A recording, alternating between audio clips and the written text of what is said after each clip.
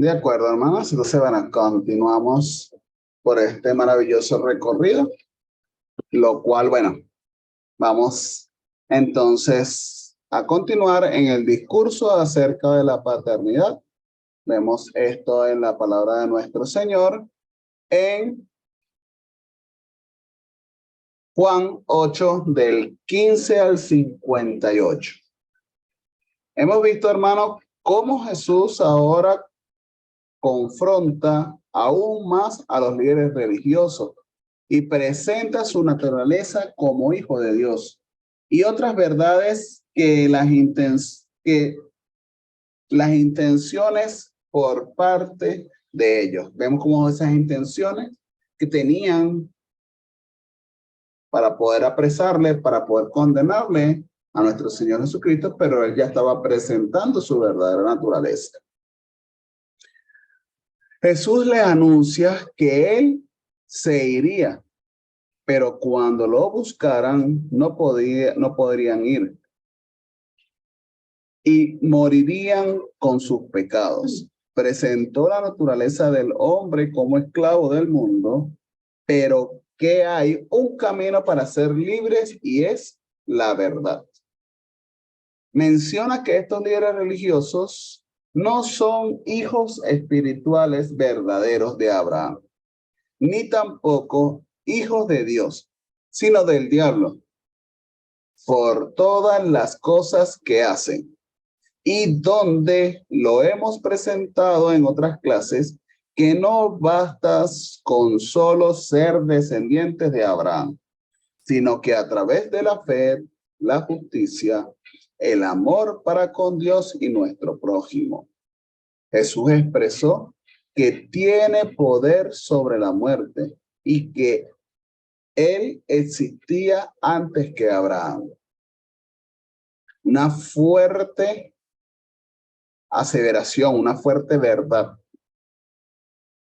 que por supuesto no era para nada del agrado de estos líderes religiosos, que siempre se escudaban que somos descendientes, somos el pueblo escogido, somos descendientes de Abraham, de Isaac y de Jacob. Y con esa muletilla, por así decirlo, argumentaban que iban siempre por el buen camino, pero lo que hicieron a lo largo de muchos años fue desviar al pueblo verdaderamente de adorar y alabar a único Dios por encima de cualquier ley de los hombres. Entonces, nuestro Señor Jesucristo viene a encaminar su pueblo, a su rebaño, como verdaderamente corresponde, a vivir en fe, justicia, amor para con Dios, que es el primer mandamiento, y también a nuestro prójimo, que es el segundo mandamiento.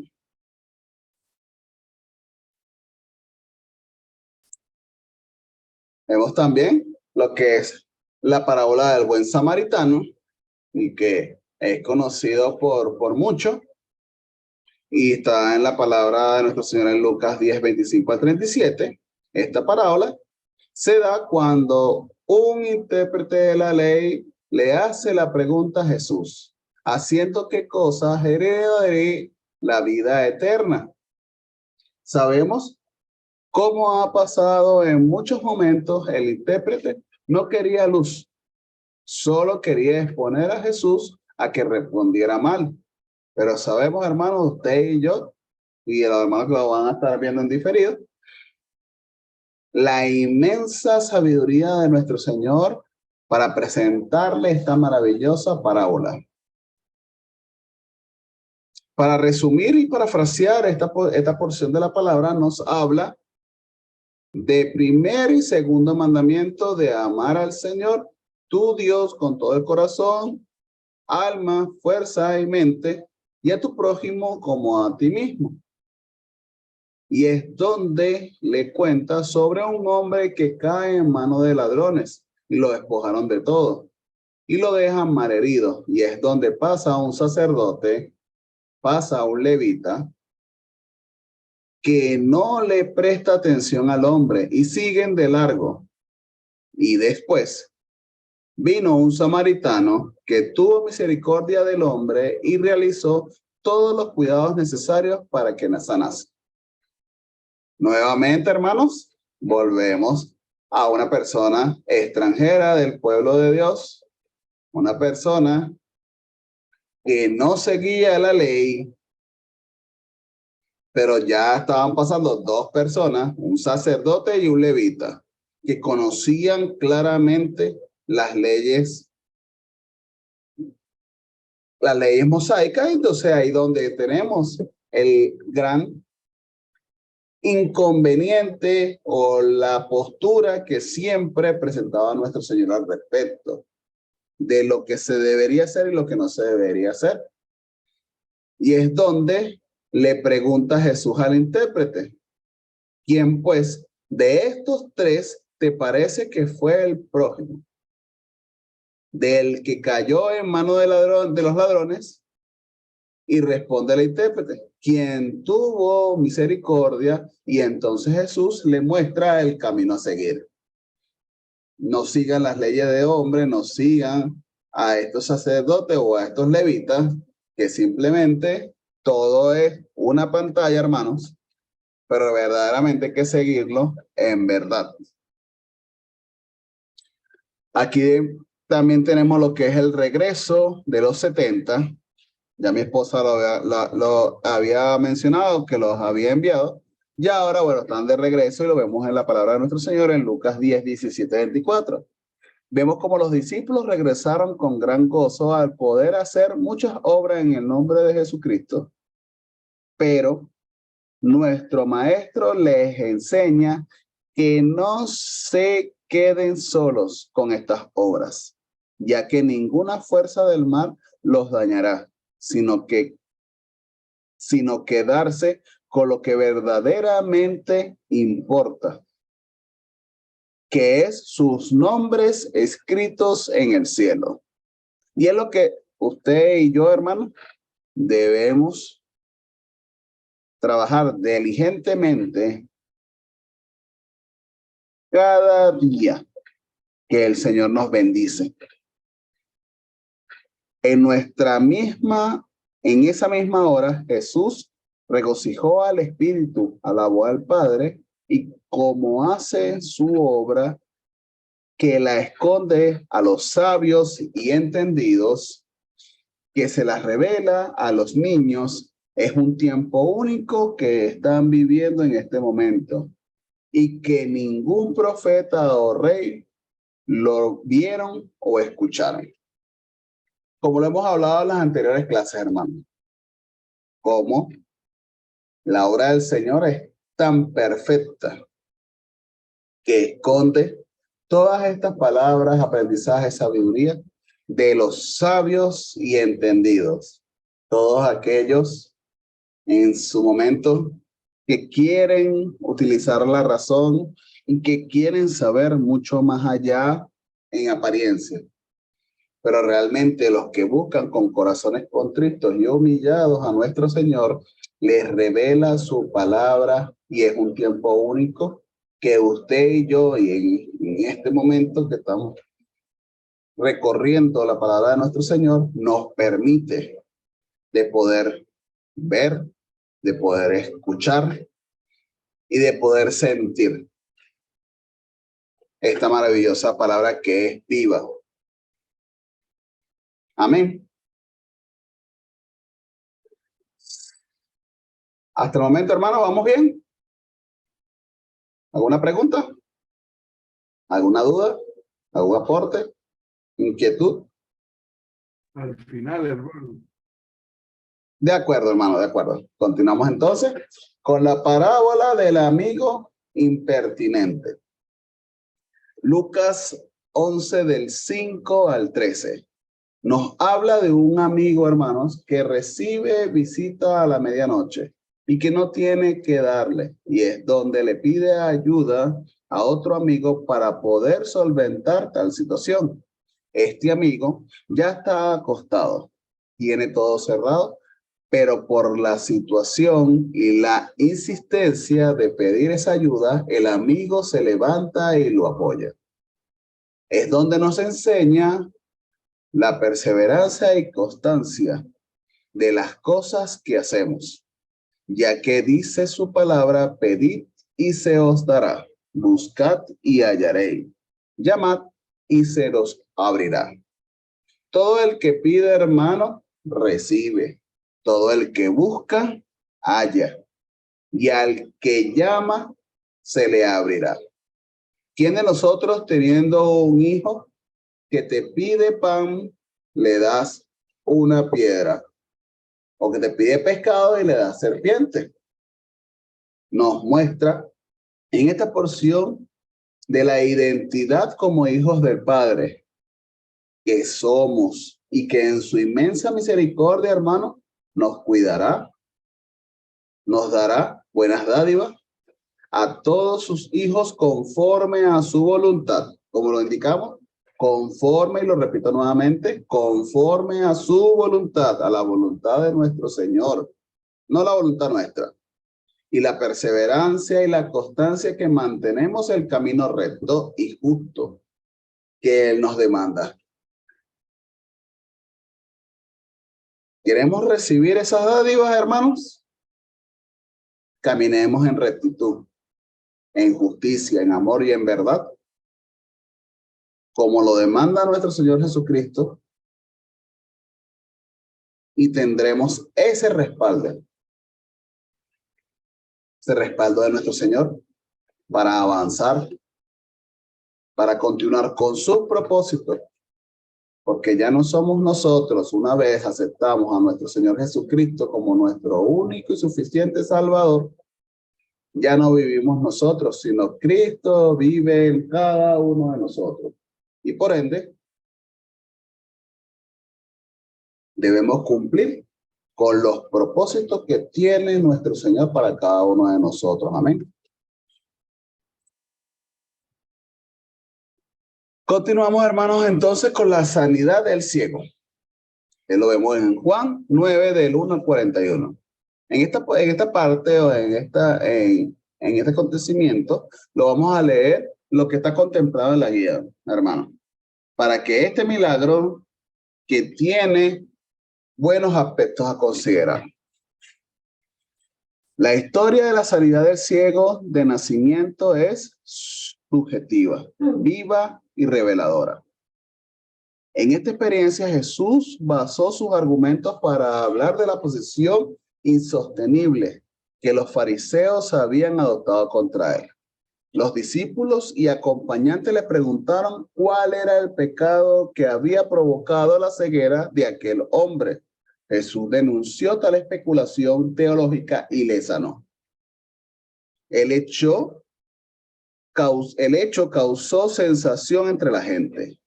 ¿Quién era el que había obrado el milagro? Llevaron al hombre a los fariseos y demandaron que aquellas autoridades religiosas explicaran lo ocurrido. Estos trataron de hacerlo sin decir ni creer que Jesús lo había realizado. El hombre dijo que quien le había sanado debía ser profeta. Luego preguntaron a los padres del ciego, pero estos evitaron las conclusiones saliendo por la tangente. ¿Qué edad tiene? Pregúntale a él. Volvieron a preguntar al ex ciego. Este replicó: si es pecador, no lo sé. Una cosa sé, que habiendo yo sido ciego, ahora veo. Los judíos, llenos de odio, echaron al pobre hombre fuera de la sinagoga, y Jesús, que lo encontró, le dijo que era el Hijo de Dios quien le había sanado. Luego el hombre exclamó: creo, Señor, y le adoró.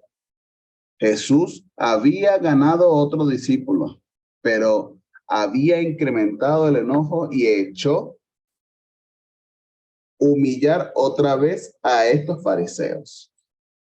Tan importante, y vemos cómo La obra del Señor es tan importante que indistintamente sean cual sea la circunstancia, mantener la verdad como esta persona que recibió un milagro, una gran sanación, devolverle la vista y cómo reconoció al Señor y que luego lo siguió y había ganado otro discípulo. Vemos también, hermano, lo que es la palabra de redil y el buen pastor. Vemos en Juan 10, del 1 al 18, lo cual nos dice la palabra de Dios que hay un camino para poder ser el redil del pastor. Nos dice que no hay atajos, no hay caminos verdes, como decimos nosotros coloquialmente, donde acortar ese camino. Hay una sola puerta. Son las ovejas que escuchan la voz del pastor y le siguen. Y eso debemos tenerlo muy claro y muy en cuenta, realmente. Nos dice que Jesús es el buen pastor. Y eso es una afirmación que debemos tener en nuestras vidas y en nuestros corazones, hermanos. Que es la puerta de toda oveja. Que van a venir ladrones, salteadores y lobos.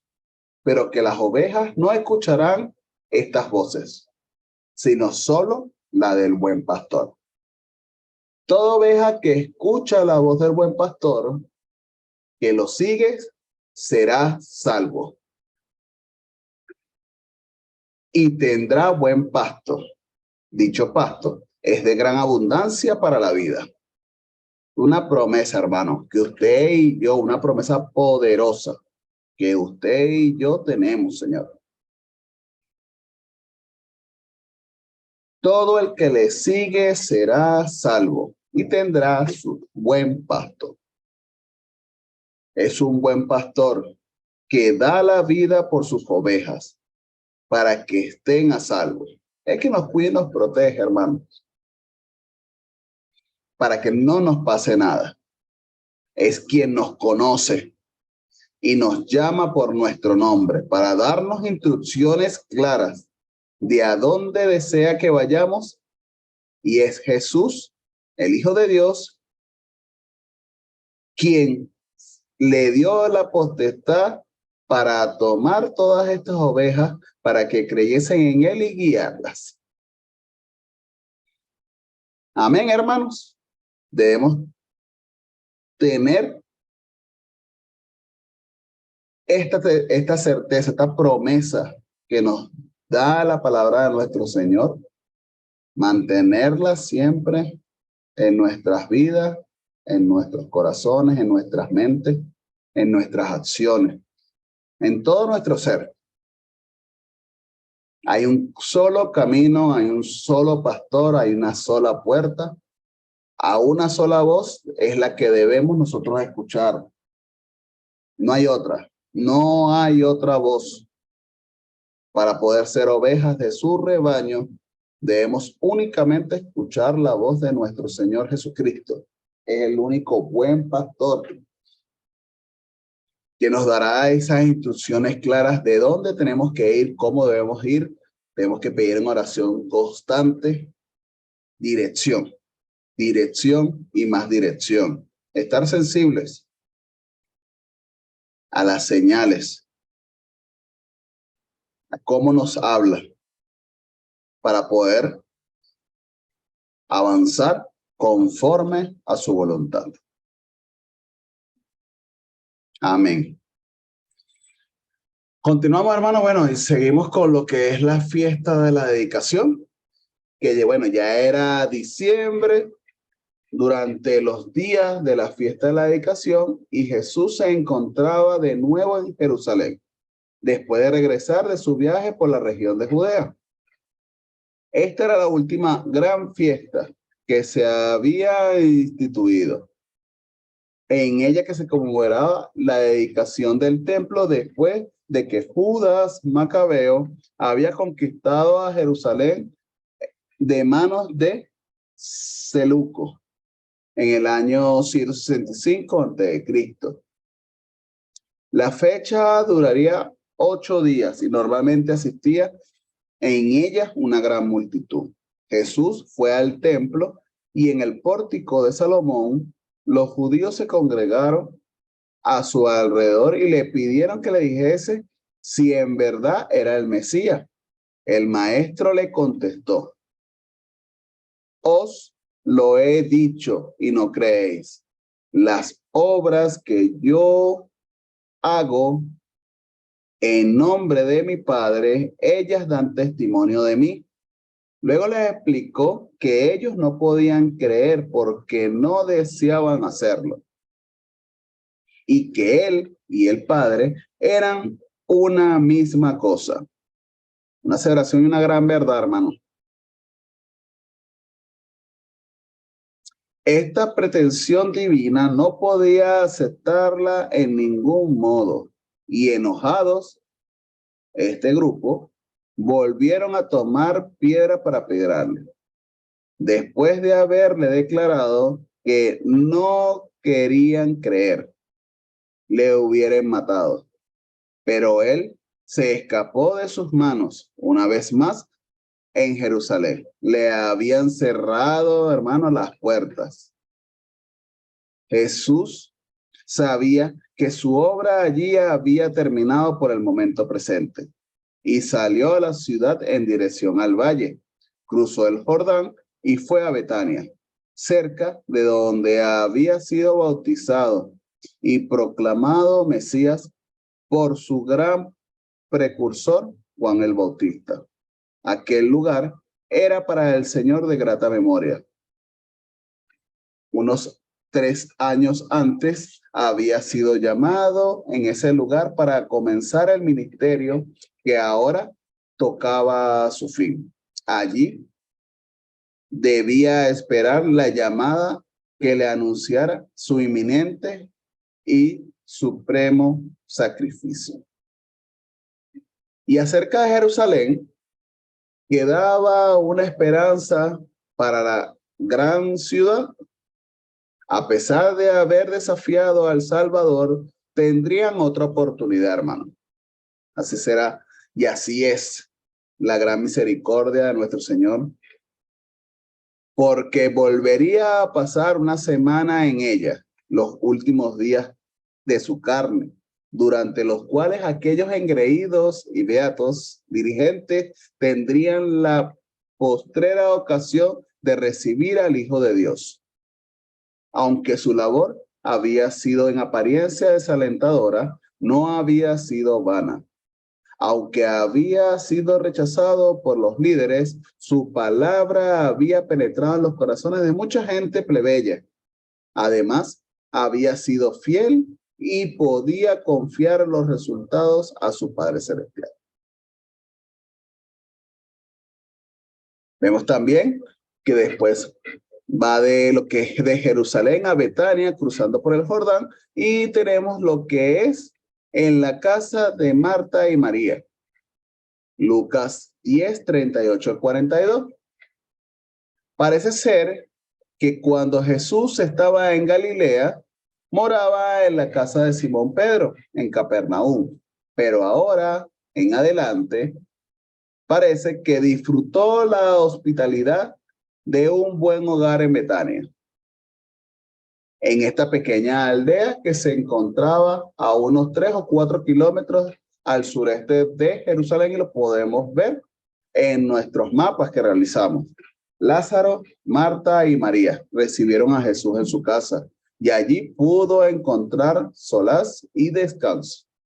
Estas dos hermanas, ambas devotas, seguidoras de nuestro Señor Jesucristo, representan a dos tipos de cristianos. Marta era la eminentemente práctica, una buena ama de casa que se preocupaba por servir.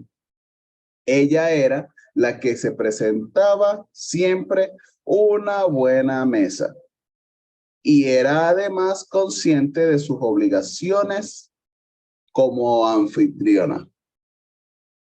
María, en cambio, era meditámbula, que se preocupaba por las cosas espirituales. Estaba alerta y deseaba ardientemente aprender de Jesús. Estas hermanas que le hacían todo lo que eran, en ese sentido, estaban con Lázaro, fueron más tarde en busca del Señor para comunicarle cómo pensar la muerte de su querido hermano. Recordemos eso en su momento. A unos les gustaba pensar en el tiempo que Jesús pasó en este hogar, donde era tan cordialmente recibido y donde encontró una amistad y una ayuda estimulante. Y esto siempre lo recuerdo, hermanos, y eso fue en el mes de mayo. Nos recordamos donde hubo una prédica en nuestra amada iglesia, donde nos decía la predicadora en su momento, nos decía de quiénes somos María y quiénes somos Marta, en el sentido de las actitudes y el comportamiento hacia qué es lo que buscábamos primeramente. Nos preocupábamos más en servir, en hacer las cosas que todo estuviera perfecto a la hora de hacer alguna acción o algún servicio dentro de un ministerio, o éramos los que estábamos buscando primeramente lo que eran los aspectos espirituales, y sabemos que eso es lo principal que debemos buscar en todo momento. Y para finalizar el contenido de la noche de hoy, vemos lo que fue en Betabara, que es al otro lado del Jordán, en Juan 10, 39, 42. Jesús no se retiró a Betania para descansar, sino para proseguir la obra sin ser molestado por sus enemigos. Sabemos, hermanos, que esta región de Betania, como lo estábamos diciendo anteriormente, el punto estratégico, el centro de operaciones que tenía en la región de Galilea era Capernaum. Sabemos y explicamos cuáles eran las razones, el por qué lo hacía. Ahora bien, hacia lo que era la región de Judea, tomaba como punto de encuentro por supuesto que también de descanso, pero también para mantener su obra y estar un poco alejado de todos estos líderes religiosos, era la ciudad de Betania, lo cual, por lo tanto, sus días allí estuvieron muy ocupados, y muchos veían a él y decían: Juan, a la verdad, ninguna señal hizo, pero todo lo que Juan dijo de éste era verdad, y muchos creyeron en él allí. Las valientes palabras del precursor eran confirmadas. Jesús estaba demostrando ser el Mesías. Es evidente que se quedó allí varios días e hizo muchos milagros y enseñó a mucha gente. Un poco más tarde, aunque desconocemos la fecha exacta, Jesús efectuó una breve visita a Jerusalén. Mientras tanto, pasaba por las ciudades y aldeas y las multitudes le seguían. En ciertas ocasiones, alguien le preguntó: ¿son pocos los que se salvan? Esta pregunta, de inocente apariencia, era en realidad muy sagaz y de gran sabor teológico. La respuesta de Jesús a todos sus seguidores fue: esforzaos a entrar por la puerta angosta. Se acostumbra a especular sobre las personas que se salvarán, pero lo más importante para el individuo es que él esté en relaciones normales con Dios. En esta misma ocasión, ciertos fariseos dijeron a Jesús: sal y vete de aquí. Herodes te quiere matar. La respuesta de Jesús fue: no temía a Herodes. Bien, es importante y debemos tener en cuenta este aspecto, hermano, lo cual aquí nos deja en esencia lo que es necesario para ser salvos. Y debemos esforzarnos día a día, como lo dijimos anteriormente, esforzarnos día a día por poder entrar en la puerta angosta. Mis hermanos, hasta este momento es lo que corresponde al contenido número 5. Si tienen alguna pregunta, alguna duda, alguna sugerencia, algún aporte, mi hermano José o mi hermana Rosaura. Buenas noches, hermano. Hermano, mire, me quedé con dos inquietudes. De Uno, acuerdo. en lo que respecta a la sanidad de los 10 leprosos. Ok. Yo voy a manifestarle lo que interpreté en ese momento. Cuando Jesús sana a los 10, porque fue a pedido de ellos, fue una clemencia que tuvieron ellos de decirle que lo sanara, ¿verdad? En ese momento, uno solo le da las gracias a Jesús. Eso significa que hay una respuesta de un cumplimiento de la promesa en ese momento del milagro que hizo Dios o Jesús a ellos, hay una sola respuesta de él y por eso es que se salva. O sea, si nos vamos a la realidad, cuando Dios nos cumple a nosotros, nosotros debemos inmediatamente responderle a Él con alabanza, con gratitud, con humillación ante Él y darle las gracias por todo lo que ha hecho por nosotros. No sé si me expliqué. Amén, amén, amén. Con ese primer punto, hermano José, correcto. Bien. Buena Ajá. interpretación. Si quiere, abordamos este y después abordamos el segundo. ¿Le parece? Cómo no, hermano. Me De gustaría acuerdo, más para perfecto. quedar más claro. De acuerdo. Entonces, en ese sentido, recordemos que son 10 leprosos. Bien, son 10 leprosos en ese sentido que tenían esta aflicción. No sabemos cuánto tiempo, pero sabemos que en la tradición judía, sabemos que estas personas eran aisladas. Eran personas que eran consideradas malditas porque hicieron algo o algo por el estilo, lo cual estaban condenadas con esa enfermedad. Eso es el primer detalle que debemos contextualizar para esos tiempos. Ahora bien, como estos 10 leprosos desde lejos le dicen a gran voz que tengan misericordia de ellos, nuestro Señor le da una instrucción clara. Ir a presentarse en el templo. ¿Bien?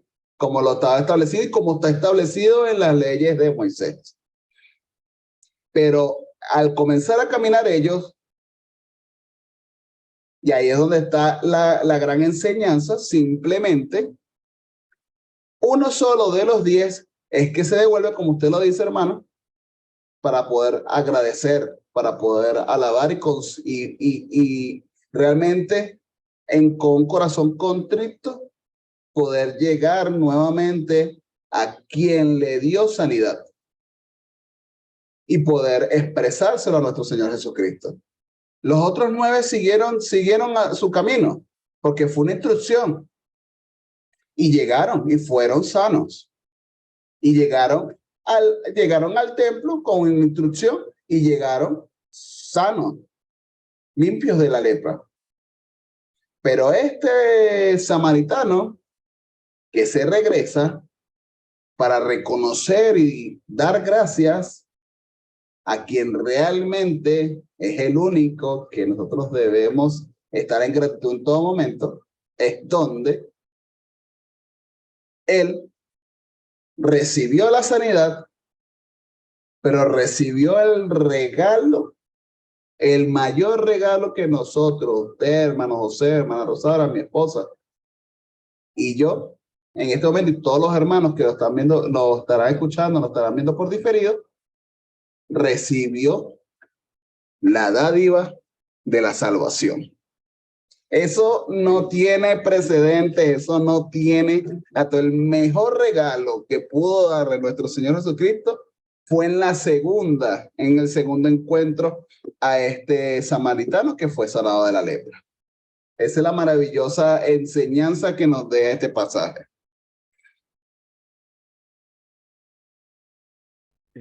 ¿Puedo ir a la segunda? Sí, por supuesto, hermano. Amén.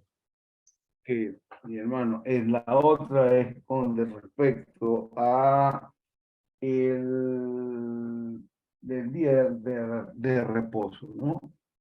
O sea, me refiero al de Samaria, el pasaje que hizo de Samaria a Jerusalén, la enseñanza de la fiesta del tabernáculo. Y lo que me llama la atención a mí por varias lecturas que he hecho, que siempre en los religiosos o los sacerdotes negaban la existencia o negaban la presencia de Jesucristo como Dios, porque le decían que de dónde él había aprendido, que le había dado instrucción, de dónde había venido él.